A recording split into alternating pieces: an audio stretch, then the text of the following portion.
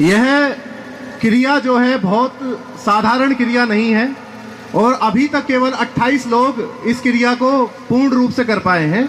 बुद्ध से पहले 27 बुद्ध और हुए थे और 28वें हमारे सिद्धार्थ जो थे, उन्होंने 35 साल की उम्र में, सिद्धार्थ ने 29 साल की उम्र में अपना घर छोड़ा और 6 साल की कड़ी तपस्या के बाद 35 साल में बुद्धत्व को प्राप्त किया।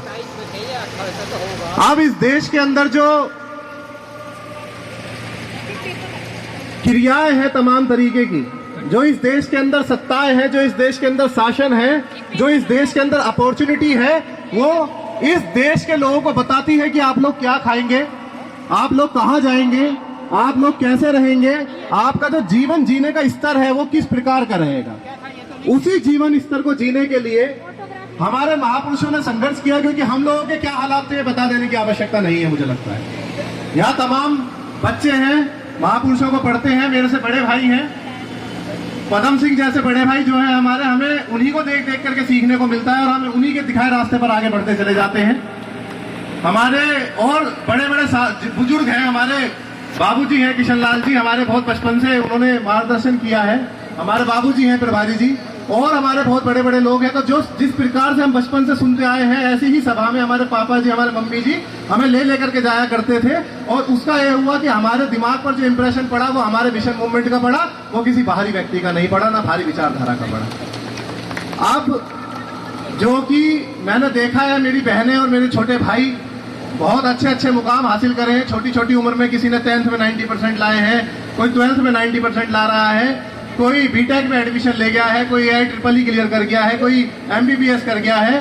तो मुझे लगता है कि आप लोगों की जो जिम्मेदारी है वो दुगनी जिम्मेदारी है। आपकी केवल एक जिम्मेदारी नहीं है, आपको केवल खुद को कामयाब नहीं करना है, आपको केवल खुद को डॉक्टर, इंजीनियर, जज, वकील, कलेक्टर ये सब नहीं बना लेना है। आपके ऊपर दूसरी जिम्मेदारी है, जो आपके ऊपर ऋण है हमारे महापुरुषों का, जो हमारे ऊपर ऋण है हमारे महापुरुषों का, जिस वजह से आज हम इस प्रांगण के अंदर एकत्रित हैं। तो इस समाज के अंदर आपको बता देने की आवश्यकता नहीं है कि किस प्रकार का भेदभाव आज भी निहित है।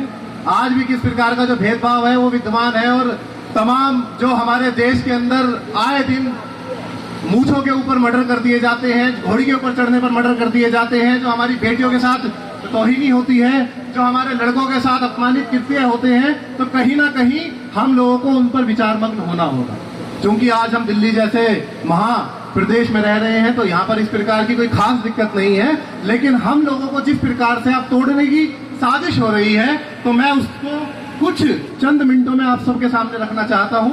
मुझे लगता है कि ये जो युवा बच्चे हैं बहुत गौर से सुनेंगे और इस डायरेक्शन में जरूर अपनी सोच को विस्तृत करेंगे। साथियों, अब से मात्र 70 साल पहले इस देश के अंदर जो हालात थे वो किसी से छुपे नहीं है। हमारे बड़े बुजुर्गों ने बहुत बखूबी देखे हैं, अपने साथ होते हुए देखा है। तो शायद आप युवाओं के साथ ना हो रहा हो, लेकिन आप अपने बड़े बुजुर्गों से पूछ सकते हैं क्या होता था, या आप आज भी गांव देहात में जा सकते हैं। आप इस कास्टिस्ट मनुवादी विचारधारा को बखूबी जानते हैं। अब 70 साल में जो बाबा साहेब अम्बेडकर ने, जो छत्रपति शाहू जी महाराज ने, जो महात्मा ज्योतिबा फूले ने जो लड़ाई लड़ी, उसका हम लोगों को प्रतिफल 1947 के बाद मिल गया। तो कहीं ना कहीं मुख्य धारा में लाने के लिए बाबा साहेब डॉक्टर भीमराव अम्बेडकर ने हम लोगों को आरक्षण दिलवा दिया। अब वो कितना दिलवाया, कैसे दिलवाया, बाबा साहब ने क्या क्या उसके लिए झेला, वो किसी से छुपा नहीं है। उनके अपने बच्चे, 4 बच्चे मृत देखे उन्होंने। उनके पास इतना पैसा नहीं था कि उनको दबा दे। उनकी बेटी थी इंदू, बेटी की डेथ हो गई, बेटी पड़ी हुई है, माता रमाबाई रो रही है बाबा साहब के सामने कि अम्बेडकर मैं क्या करूं, और बाबा साहब कह रहे हैं कि रमा मैं क्या कर सकता हूं, मेरे पास इतना भी पैसा नहीं है, मैं इस बिटिया को कफन में लपेट करके दबा दूं। दबाया भी उसको बिना कफन के गया था। आप इमेजिन कीजिए किस हद तक हम लोग ऋणी हैं बाबा साहेब डॉक्टर भीमराव अम्बेडकर की, किस हद तक हम लोग ऋणी हैं। अब ये हम लोगों को आरक्षण मिल गया, हम मुख्य धारा में आए। जो 10, 20, 50 नौकरी हम लोगों को मिली होंगी, या हाल फिलहाल यहाँ मेरे बड़े जो बैठे हैं, जो भी हम लोगों को नौकरी मिली है सन 47 के बाद मिली है, SC, ST, OBC, ये सभी लोग बखूबी जानते हैं। जो भी हम लोगों को इंजीनियरिंग, डॉक्टरी, मेडिकल, वकील, जज, तमाम चीजें जो मिली है मात्र 47 के बाद, इन पीछे के 70-75 सालों के अंदर मिली है। ये बात आप लोग बखूबी जानते हैं। अब इस देश के अंदर जो 2 विचारधारा चलती है, मैं हर जगह ये बात कहता हूं और हमारी आदरणीय वकील साहिबा भी हमें ये बात बताती रहती है समय समय पर कि स्वयं इस देश के अंदर जो विचारधारा है मेरी नजर में, मतलब माननीय एडवोकेट साहिबा की नजर में ये बात जो हमें बताती हैं कि वो केवल समानता और असमानता की लड़ाई है। इस देश के अंदर या तो समान लोग हैं उनकी लड़ाई है, या तो असमानता फैलाने वालों की लड़ाई है। जो असमानता जिनके फेवर में है, जिनको उससे फायदा होता है, जिनसे नोट भरते हैं उनकी जेबों में, जिन क्रियाओं से, जिन क्रियाकलापों से उनका फायदा होता है, तो केवल और केवल वो लोग असमानता की बात करते हैं, जो इस देश के अंदर हार्डली 10 या 12%। वो कभी समानता की बात नहीं कर सकते। और जो लोग इस देश के अंदर मूल रूप से इस देश के किसान हैं, इस देश के मजदूर हैं, इस देश के पढ़ने लिखने वाले लोग हैं, ईमानदार लोग हैं, और शॉर्ट शब्द में कहूं तो बाबूजी ने एक बड़ी प्यारी किताब लिख रखी है हड़प्पा सभ्यता के ऊपर, जो बुद्ध का धर्म जो है हड़प्पा सभ्यता का था। तो जो 85% लोग हड़प्पा सभ्यता वाले लोग हैं, वो सदा समानता की बात करते हैं, भाईचारे की बात करते हैं, बंधुता की बात करते हैं, न्याय की बात करते हैं, आपसी तालमेल की बात करते हैं, एक दूसरे से मिलकर साथ चलने की बात करते हैं। अब लड़ाई केवल इन दोनों के अंदर। अब इसी को बाबा साहेब डॉक्टर भीमराव अंबेडकर ने लड़ा, और कहीं ना कहीं इस देश का 85% जो समाज था, जिसे SC ST OBC कहा जाता है, उसको इस देश के अंदर रिजर्वेशन दिलवाकर उसको मुख्य धारा में ले आए। उससे पहले के हालात थे, बता देने की आवश्यकता नहीं है। बच्चों की जिम्मेदारी अब ना पढ़ेंगे, आपको पढ़ना चाहिए कि क्या होता था, क्या कपड़े पहन लेने का अधिकार था, क्या पानी पी लेने का अधिकार था, क्या सार्वजनिक स्थलों पर जाने का अधिकार था, क्या सार्वजनिक कुएं से पानी पी लेने का अधिकार था। ये बच्चे अपने आप पढ़ेंगे, अपने लॉजिकल माइंड को अप्लाई करेंगे। हमारे बताने से ना कुछ मानिए ना कुछ करिए, जैसे बुद्ध कहते हैं ना, हर तर्क को अपने आधार पर कसो, हर कसौटी को कसो, अपने आधार पर कसो और प्रैक्टिकल लाइफ के अंदर इंप्लीमेंट करो। Then after you have to believe on that matter. Understand? तो ये आप लोगों की जिम्मेदारी है। अब हम लोगों को मुख्य धारा में जो हम आए 70-75 सालों की, उसके बाद अब इन लोगों ने देखा चूंकि राजनीति की भेंट आरक्षण चल गया, तो अब कहीं ना कहीं आपको ना नुकुर करके, मन तोड़ के आपको देना पड़ रहा था। अब तक कांग्रेस देती आ रही थी, अब इस भाजपा सरकार का मैं हाल फिलहाल का हाल बताऊंगा आपको। कांग्रेस चलो अदबद के दे दिया करती थी कि चलो भाई मजबूरी है, ले लो, बैग लोग को खाली छोड़ दो, फिर भी 10-20-30 सीट ले लो। जो रिजर्वेशन है इस देश के अंदर, 2.5 करोड़ नौकरियां हैं इस देश के अंदर टोटल। SC ST के आरक्षण के हिसाब से 15% होता है, 60% ST का आरक्षण होता है, और 26 या 27% अलग अलग राज्यों में है वो OBC का आरक्षण होता है। तो कितना हुआ टोटल मिलाकर के 49% आरक्षण इस देश के अंदर होता है। 2 या 2.5 करोड़ नौकरियां, 2 करोड़ नौकरियां मान के चलिए, तो मोटा मोटा 1 करोड़ 98 लाख के आसपास जो नौकरियां हैं वो SC ST OBC की होनी चाहिए थी कि नहीं, बताइए आप।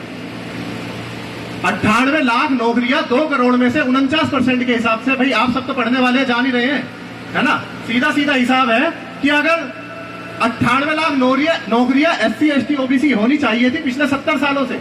लेकिन आप इस बात को रिसर्च कीजिएगा, आप RTI डालिएगा, इस देश के अंदर टोटल SC ST OBC की मिला करके नौकरियां मात्र 24 से 25 लाख है। तो आप सोचिए कितना बड़ा इस देश के अंदर धांधली घोटाला हम लोगों के साथ हो रहा है। तो आप इमेजिन कर सकते हैं, 2 करोड़ नौकरियों में से जो हमारा 98 लाख होना चाहिए था, मात्र 24 लाख नौकरियां हम लोगों पर थी। और आज क्या हाल है नौकरियों का, आप और हम बखूबी जानते हैं।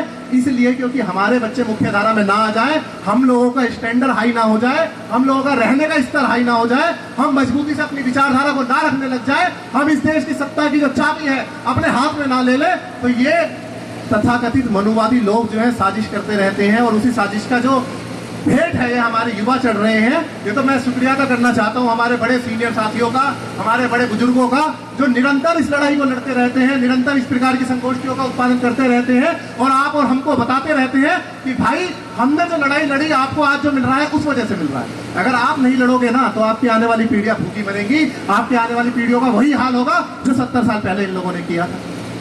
तो इसलिए आप लोगों की दुगनी जिम्मेदारी बन जाती है। आप लोगों को केवल अपने आप को और अपने परिवार को नहीं देखना है, आप लोगों को सिर्फ अपने ऐशो आराम पे ध्यान नहीं देना है, आप लोगों को केवल अपने लाइफ स्टैंडर्ड पर खर्च नहीं करना है। आप लोगों को इस समाज के लिए, इस समाज के जो आने वाले आपके छोटे भाई बहन हैं, जो भविष्य में आएंगे इस दुनिया के अंदर, उन लोगों के लिए पहले से विचार करके रखना है। क्योंकि बाबा साहब डॉक्टर भीमराव अंबेडकर ने अगर ना विचार किया होता, तो मैं गारंटी की बात कहता हूं कि हम लोग इन कपड़ों में नहीं होते, कहीं किसी झुग्गी झोपड़ी के अंदर अपने दिनचर्या को केवल 2 रोटी कमाने का साधन निपटा, उस 2 रोटियों का जो साधन है उसे कमा पाने में पूरा दिन लगा रहे होते, और इसी तरह से हमारा पूरा जीवन व्यतीत हो जाता। और आज भी हमारे लोगों का कम से कम 95% लोगों का जीवन इसी तरह से व्यतीत हो रहा है। केवल सुबह से शाम तक 2 रोटी की वो अरदास लगाते हैं, सुबह से रात तक मजदूरी करते हैं। हमारी माताएं बहनें मजदूरी कर रही हैं।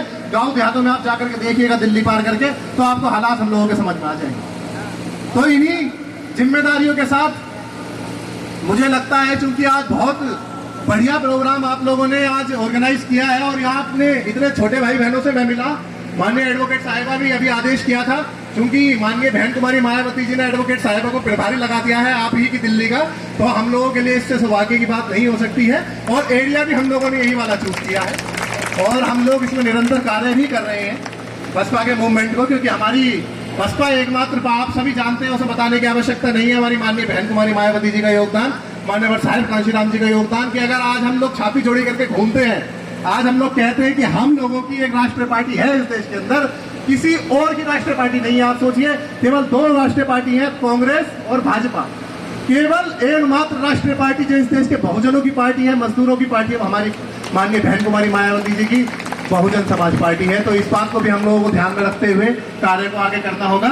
और मैं एक छोटी सी जिम्मेदारी देना चाहता हूँ अपने छोटे भाई बहनों को, कि आप सभी अभी मुझे माननीय प्रभारी साहिबा के आदेश पर नंबर लिखवा के जाएंगे यहाँ पर। तो चूंकि हम लोग दिन प्रतिदिन ना जाने कितने बड़े बड़े अधिकारियों से, MP MLA और ये दुनिया भर के लोगों से मिलते रहते हैं, वो कहीं ना कहीं समाज में कुछ कंट्रीब्यूशन करना चाहते हैं, हमें बताते हैं, माननीय एडवोकेट साहिबा को बताते हैं कि हम क्या कर सकते हैं, आप आदेश कीजिए प्रभारी जी। तो माननीय एडवोकेट साहिबा ने एक रोड मैप बनाया है उस चीज का, कि हम पूरी दिल्ली के जो हमारे इस उम्र के बच्चे हैं, जो 10वीं 12वीं 9वीं 11वीं में हैं, तो हम उन सबका एक प्रॉपर वेबिनार करवाएंगे पूरे 1 दिन का। उसमें बड़े बड़े IG DIG रैंक के व्यक्ति, बड़े सेक्रेटरी रैंक के व्यक्ति, बड़े justice high court supreme court के और बड़े बड़े अधिवक्ता उसके अंदर उनकी काउंसलिंग करेंगे पूरे दिन। How to read, how to study, how to learn, how to think, how to spend, how to contribute, ये तमाम चीजों पर हम लोग एक प्रॉपर वेबिनार बनवा रहे हैं।